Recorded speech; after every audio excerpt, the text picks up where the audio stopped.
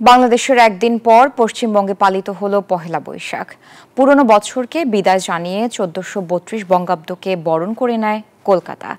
আর সে বিভেদ ভুলে সম্প্রীতির বার্তাও। কলকাতা থেকে ভাস্কর সর্দারের রিপোর্ট, দেখুন বিস্তারিত।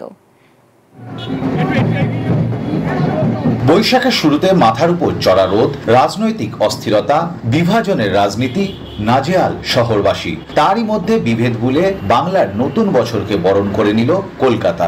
জাতি, ধর্ম, বর্ণ নির্বিশেষে বাঙালির পহেলা বৈশাখ পালন করলেন সকলে। শহরের নানা প্রান্ত থেকে বের হয় শোভাযাত্রা। বান্ডেল থাকলে প্রতি সেনমানিতে টাকা বাঁচবে। বিকাশ সেনমানি বান্ডেল কিনে জিতুন প্রতি লেনদেনে। সোমবার নতুন বছরকে বরণ করে নিয়েছে বাংলাদেশ। তবে পশ্চিমবঙ্গের ক্যালেন্ডার অনুযায়ী মঙ্গলবার পহেলা বৈশাখ। বিশিষ্টদের বার্তা, বিভেদ ভুলে বাংলায় বিরাজ করুক সম্প্রীতি।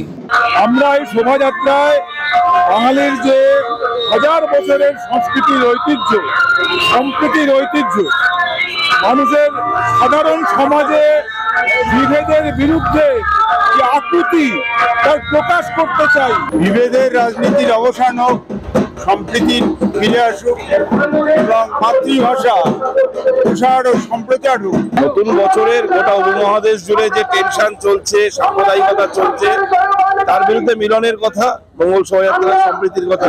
কলকাতা থেকে যেন হারিয়ে যাচ্ছে বাংলা ভাষা, বিলুপ্ত বাঙালিয়ানা। তবে সারা বছরই যেন এমনই বাঙালিয়ানা মানসিকতা থাকে, সেই বার্তাই দিলেন শিক্ষাবিদ পবিত্র সরকার। বাঙালিদের যেন বাঙালি বলে চেনা যায়, তাদের ভাষায়, আচার আচরণে, পোশাকে যেন বাঙালি বলে চেনা যায়।